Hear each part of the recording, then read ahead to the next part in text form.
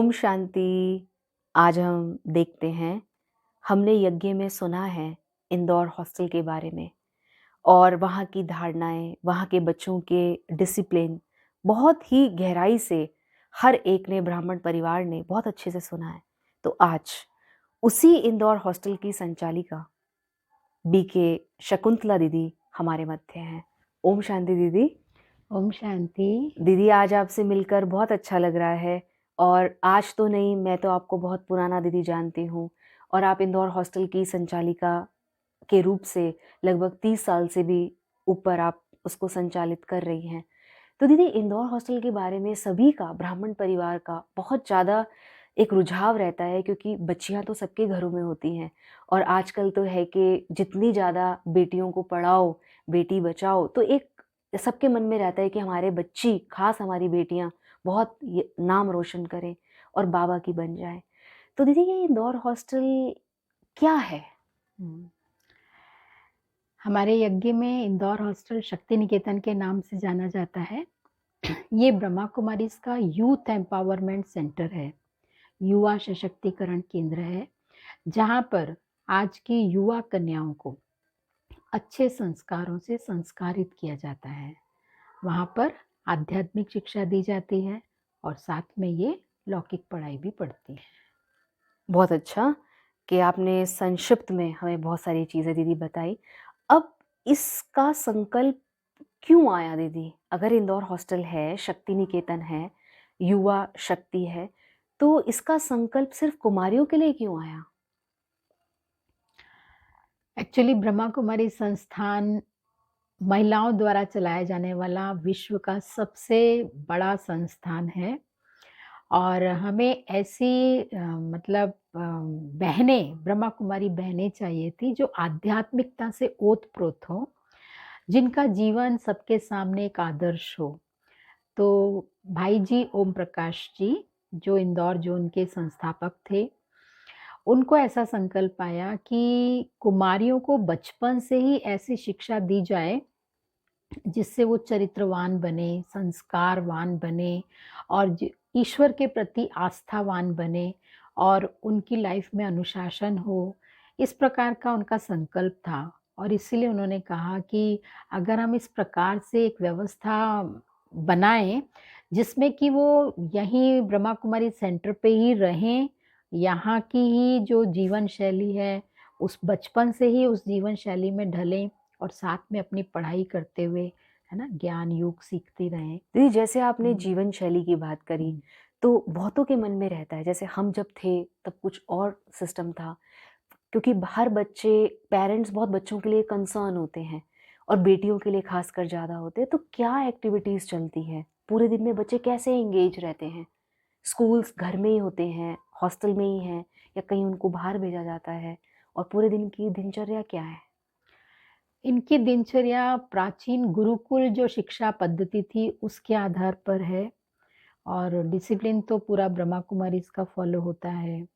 यहाँ रहने वाली सभी कुमारियाँ ब्रह्म मुहूर्त, अमृत वेले सुबह 4 बजे उठती हैं और राजयोगा मेडिटेशन करती हैं। इनकी दिनचर्या परमात्म स्मरण मतलब मेडिटेशन से इनकी दिनचर्या प्रारंभ होती है और कम से कम आधा पौन घंटा ये लोग राजयोगा मेडिटेशन करते हैं। उसके बाद नहा धोकर तैयार होते हैं। फिर इनका स्पिरिचुअल क्लास होता है, जिसमें ये वैल्यूज़ सीखते हैं। जो हमारी स्पिरिचुअल क्लास है, उसमें ये लोग वैल्यूज़ सीखते हैं। परमात्मा के ईश्वरीय महावाक्य होते हैं, परमात्मा द्वारा उच्चारित हुए, उन महावाक्यों का प्रतिदिन यहाँ रहने वाली सभी कुमारियाँ श्रवण करती हैं और ना सिर्फ श्रवण करती हैं, बल्कि सुनने के बाद उसको मनन चिंतन करती हैं। कैसे गहराई से उसको अपने जीवन में उतारा जाए, इसके बारे में विचार करती हैं और उनको हम इस प्रकार से एक होमवर्क की तरह से कुछ, है ना, तैयारी कर। हाँ, हर दिन उनको एक गुण की धारणा करने के लिए, जैसे कि विशेष अभ्यास करने के लिए उनको संकल्प दिए जाते हैं कि आज सत्यता की धारणा पर चलना है, आज ईमानदारी से हर कार्य करना है, आज सारा दिन अथक होकर रहना है, आज किसी भी प्रकार का आलस नहीं करना है। मतलब बातें बहुत छोटी-छोटी हैं, लेकिन हर गुण को जैसे जीवन में लाना, जैसे आज का दिन होमवर्क दिया उनको कि हर कार्य आज हर एक को समय पर ही करना हुँ, है ना? हुँ। तो जैसे समय के पाबंद होना, किसी कार्य में नियमितता बनाए तो दीदी रखना। जैसे आपने ये सब चीज़ें बताई, दीदी आपने इंदौर हॉस्टल के बारे में, शक्ति निकेतन के बारे में, हम सब भाई-बहनों को बहुत अच्छे से आपने बताया, वहाँ की दिनचर्या भी सब बताई। पर दीदी हमारे मन में ना कुछ प्रश्न हैं, बच्चों को लेके ही सही हम कहें, कुमारियों को लेके सही, आजकल के समय को देखते हुए हमारे मन में कुछ प्रश्न हैं। तो मैं प्रश्न पढ़ती हूँ दीदी और आपसे चाहेंगे कि आप उसका हमें उत्तर दें। दीदी यूथ जो सोशल मीडिया से इतना एडिक्ट हो चुका है और बिना फ़ोन के वो रह नहीं पाता। तो हमने जो समझा है, सुना है कि बच्चे स्कूल वहाँ पे फ़ोन नहीं रखते, तो कैसे कैसे संभव है? इसको संभव है हुँ। दीदी ये चीज़? आज के ज़माने के हिसाब से तो ये बहुत ज्वलंत प्रश्न है और ये हुँ, एक समस्या है पेरेंट्स के लिए। पर हमने वहाँ पे ऐसा एटमॉस्फेयर क्रिएट किया है, जिसमें वैसे तो ये एक डिसिप्लिन है वहाँ का कि वहाँ रहने वाले किसी भी बच्चे को हम मोबाइल नहीं देते हैं। पर हम इसके लिए उनको एजुकेट करते हैं प्रॉपर कि मोबाइल इस उम्र में, है ना? जबकि उनको पढ़ाई करनी है। अगर इस उम्र में वो मोबाइल यूज़ करते हैं, तो उनकी एकाग्रता ख़त्म होती है और उनका समय व्यर्थ की उन बातों में चला जाता है, जो उनको उनका करियर बनाने में बाधा बनते हैं। ये समय बच्चों को अपनी योग्यताओं को विकसित करने का समय होता है। अगर वो आवश्यकता से अधिक इस मोबाइल का उपयोग करते हैं, तो उनका समय व्यर्थ में चला जाता है और उनकी बुद्धि में वो अनावश्यक बातें प्रवेश कर जाती हैं जिनकी कि अभी उनको ज़रूरत नहीं है। और अनावश्यक दोस्ती, है ना? जो उनके समय को खपाती है, बर्बाद करती है, उस दोस्ती में उनका बहुत सारा समय चला जाता है। तो हम उनको इस चीज़ की, है ना, क्या उपयोगिता है और इसके क्या नुकसान हैं, ये समझाकर फिर हम इससे उनको दूर करते हैं। और जब उनको इसकी आवश्यकता होती है, जैसे पढ़ाई के समय अगर उनको ज़रूरत होती है, तो हम उन्हें उपलब्ध भी कराते हैं। जब उन्हें अपने प्रोजेक्ट वर्क बनाने होते हैं, तभी भी हम इसको उपलब्ध कराते हैं। तो जहाँ मोबाइल की ज़रूरत होती है, वहाँ ये इसका उपयोग भी करते हैं। लेकिन वो मोबाइल का सदुपयोग करते हैं, मोबाइल का दुरुपयोग नहीं करते, जिससे कि उनकी मन की एकाग्रता खत्म ना हो, उनकी बुद्धि में कोई अशुद्धता ना आए, कोई व्यर्थ की बातों में उनका समय ना जाए और व्यर्थ दोस्ती ना हो किसी से, वेरी नाइस। है ना? तो दीदी जैसे आपने हुँ, व्यर्थ की बातें की, हुँ, पर हुँ। जैसे हमको हम जब अपने बचपन को देखते हैं, डोमिनोज़ का पिज़्ज़ा, मैकडॉनल्ड ये तो बहुत शुरू से बहुत कॉमन रहा है।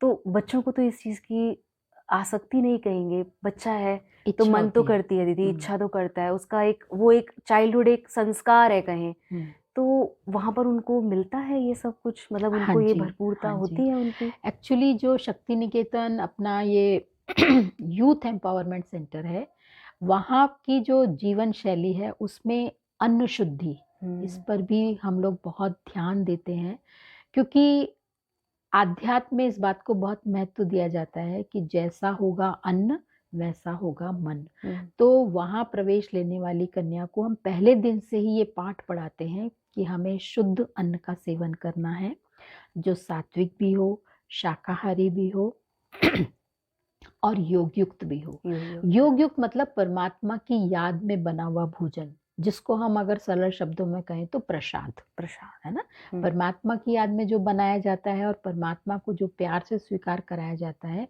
वही भोजन प्रसाद बन जाता है। तो हम उनको बाज़ार में जो भी चीज़ें हैं, है ना? चाहे वो फ़ास्ट फूड ही हो, चाहे आइसक्रीम वो भी। मिठाई भी हो, हुँ, चाहे वो आइसक्रीम हो, मतलब कोई भी चीज़ जो खाने की बाहर बाज़ार में मिलती है, हुँ, चाहे वो खाना कहें, मिठाई कहें, आइसक्रीम कहें और जो भी चीज़ें हो सकती हैं, वो सभी चीज़ें हम समय प्रति समय हुँ, वहाँ पर बनाते हैं। हुँ, पर हर चीज़ को हम मौन में रहकर बनाते हैं, परमात्मा की याद में रहकर बनाते हैं, हर चीज़ का परमात्मा को भोग लगाते हैं और प्रसाद के रूप में बच्चों को खिलाते हैं, ताकि उनका मन, है ना, एकाग्र रहे, शांत रहे और मन ईश्वर की याद में लगा रहे और उनके मन में ये भाव भी ना आए कि हमें कुछ खाने को नहीं मिल रहा है, मिलता है। कि बाहर अगर हम रहते तो सब कुछ खाते, अगर हम यहाँ रह रहे तो हमें ये खाने नहीं मिल रहा बहुत है। सुंदर आप देखिए कि हुँ, छोटे-छोटे बच्चे मतलब हम भी अगर उस एज में होते हैं और अगर आप घर के बच्चों को देखो तो आज सिर्फ़ वो फ़ास्ट फ़ूड ही प्रेफ़र करते हैं। पर जिस वातावरण में बच्चे जब रहते हैं और परमात्मा का भोजन जो दीदी ने कहा कि प्रसाद समझकर उसको खाते हैं तो शक्ति अपने आप बढ़ जाती है। और ये जो खान-पान की बात है, इसके लिए हम उनको एजुकेट तो करते ही हैं, साथ में ये भी बताते हैं कि हेल्दी डाइट क्या है और हेल्थ के बारे में थोड़ा अवेयरनेस क्रिएट करते हैं, तो वो इन सब बातों को समझने लगते हैं और फिर धीरे-धीरे वो इन चीज़ों को अपनी लाइफ में अडॉप्ट कर लेते हैं। बहुत अच्छा दीदी। 2 मन में प्रश्न दीदी और हैं लास्ट। दीदी एडमिशन का क्राइटेरिया क्या है? और क्या है और कब और कैसे होता है? हाँ, शक्ति निकेतन ये ब्रह्मा कुमारीज़ द्वारा संचालित है और चूँकि इसके सारे डिसिप्लिन ब्रह्मा कुमारी ऑर्गेनाइज़ेशन के जो डिसिप्लिन है वही यहाँ पे फॉलो होते हैं। इसलिए यहाँ पर जो ब्रह्मा कुमारीज़ के वर्ल्ड वाइड सेंटर हैं, उन पर जो डेली राजयोगा मेडिटेशन सीखने के लिए जो परिवार आते हैं, उनके बच्चों को ही हम यहाँ पर एडमिशन देते हैं, ताकि यहाँ पर जो भी सीखें, तो जब वो घर जाएँ तो उनको वही एटमॉस्फेयर मिले और परिवार से भी इस डिसिप्लिन को फॉलो करने में सपोर्ट मिले। तो हम जो अपने सरल शब्दों में कहूँ तो बाबा के बच्चों को ही शक्ति निकेतन में हम एडमिशन देते हैं और यहाँ पर एडमिशन की जो वो प्रक्रिया है वो जनवरी से शुरू होती है। जनवरी से जून तक बच्चों का एडमिशन होता है और यहाँ रहने वाले बच्चे इंदौर शहर के स्कूल कॉलेज में पढ़ने के लिए जाते हैं, क्योंकि शक्ति निकेतन हॉस्टल में स्कूल नहीं है, कॉलेज ओके, नहीं है। ओके। तो इंदौर पढ़ाई के लिए शहर में बाहर जाते हैं। इंदौर शहर में जो अपने प्राइवेट स्कूल्स हैं, गवर्नमेंट के स्कूल हैं, हिंदी मीडियम के, इंग्लिश मीडियम के, सीबीएसई बोर्ड के जो अच्छे स्कूल्स हैं, जहाँ पे पढ़ाई भी अच्छी होती है, जहाँ का डिसिप्लिन भी अच्छा है और जहाँ का फ़ीस भी हम मतलब बियर कर सकें, पेरेंट्स बियर कर सकें, ऐसे स्कूलों में हम बच्चों को पढ़ने के लिए भेजते हैं। बहुत अच्छा। तो प्रवेश की प्रक्रिया जनवरी से शुरू होती है और ये चलती है जुलाई तक। दीदी और किस एज ग्रुप के बच्चे लिए जाते हैं? एजुकेशन के लिए वो हो गया। मतलब किस एज ग्रुप के बच्चों को खास आप प्रेफ़र एडमिट करते हैं वहाँ पर? शक्ति निकेतन में 6th स्टैंडर्ड से लेके ग्रेजुएशन तक के बच्चे पढ़ते हैं और ये डबल एजुकेशन लेते हैं और हर क्लास में यहाँ पर एडमिशन होता है। 6th में, 7th में, 8th में, 9th में, 10th में, 6th से ग्रेजुएशन तक। ग्रेजुएशन तक। तो दीदी अगर किसी को आगे पोस्ट ग्रेजुएशन करना हो, आगे मास्टर्स हाँ, करना हो फिर? अगर किसी को मास्टर्स करना है तो फिर हम उन बच्चों को एडमिशन देते हैं उसके लिए जिन्होंने ग्रेजुएशन कंप्लीट कर लिया है, लेकिन उसके बाद वो इस एटमॉस्फेयर में रहना चाहते हैं, अच्छा। क्योंकि यहाँ का एटमॉस्फेयर बहुत हेल्दी है और प्योर है, क्योंकि यहाँ की कंपनी बहुत अच्छी है, क्योंकि जो शक्ति निकेतन की जो कुमारियाँ हैं, वो मतलब ऐसे व्यर्थ बातों में इन्वॉल्व नहीं होती हैं। तो अगर किसी को आगे ये लक्ष्य है कि मुझे स्पिरिचुअल लाइफ लीड करनी है ना? और हॉस्टल में आके ट्रेनिंग लेनी है, तो भले उनकी ग्रेजुएशन हो गई है, उसके बाद हम उनको वहाँ पे एडमिशन देते हैं। 2-3 साल वहाँ पे हम ट्रेनिंग देते हैं उनको, क्योंकि वो स्कूल कॉलेज तो पढ़ने वाली नहीं होती हैं, लेकिन अगर ग्रेजुएशन करने के बाद पोस्ट ग्रेजुएशन करना है तब हम उनको एडमिशन देते हैं और अपनी पोस्ट ग्रेजुएशन करने के साथ-साथ वो ब्रह्मा कुमारीज़ की एजुकेशन को भी समझती हैं, मेडिटेशन भी सीख लेती हैं और यहाँ की जो स्पिरिचुअल जो धारणाएँ हैं, जो हमारी क्या बोलते हैं ईश्वरीय मर्यादाएँ हैं, उनको अच्छे से जीवन में धारण कर लेती हैं और अपने लक्ष्य को जब दृढ़ कर लेती हैं, तब हम उन्हें एक आध्यात्मिक जीवन में प्रवेश लेने तो की दीदी जैसे सब स्वीकृति जगह प्रदान पे करते प्रोडक्ट्स हैं। बनते हैं, इन जनरल अगर बात करें दीदी सब जगह पे कोई ना कोई प्रोडक्ट बनता है, लेकिन यहाँ पर एक बच्चे को तैयार किया जाता है कि वो एक नई दुनिया की जो नई सतयुग की दुनिया है उस तक पहुँचे, तो ये तो बहुत बड़ी बात है। दीदी और एक चीज़ लास्ट कि इंदौर हॉस्टल की कुमारियों का कल्चरल बहुत ही फेमस है, अपने ब्रह्मा कुमारीज़ में तो है और साथ में कहते हैं यूनिक बहुत है और बच्चियाँ बहुत मेहनत करके पढ़ाई के साथ साथ कोई उनका एक्स्ट्रा ही एक्टिविटी है, लेकिन पढ़ाई के साथ साथ भी कैसे करती है। जैसे आज भी आप माउंट आबू आए हुए हैं, 30 का ग्रुप आपके साथ आया है और पता चला है कि हाफ ईयरली पूरे हुए, अभी बिल्कुल फाइनल उनके एग्ज़ाम्स हैं, लेकिन एग्ज़ाम्स को करते हुए, पढ़ते हुए ये 8 दिन तक वो यहाँ रहकर तैयारी करके परफ़ॉर्मेंस देने वाली हैं। तो क्यों दीदी, ऐसा क्या है? और आप इतने सालों से देख रहे हो, तो सबकी जिज्ञासा है कि इतना यूनिक कैसे हो जाता है? उसका कारण है कि हम लोग इनको है ना ये हेल्दी जो मनोरंजन है ना? ये हेल्दी मनोरंजन हम इनको प्रोवाइड करते हैं क्योंकि वहाँ पर ये टीवी नहीं देखते, फ़िल्म नहीं देखते, ये जो सोशल मीडिया है उसको यूज़ नहीं करते। तो इनके मनोरंजन का साधन ये सांस्कृतिक कार्यक्रम ही होते हैं और हम इनके टैलेंट शो रखते हैं वहाँ पर।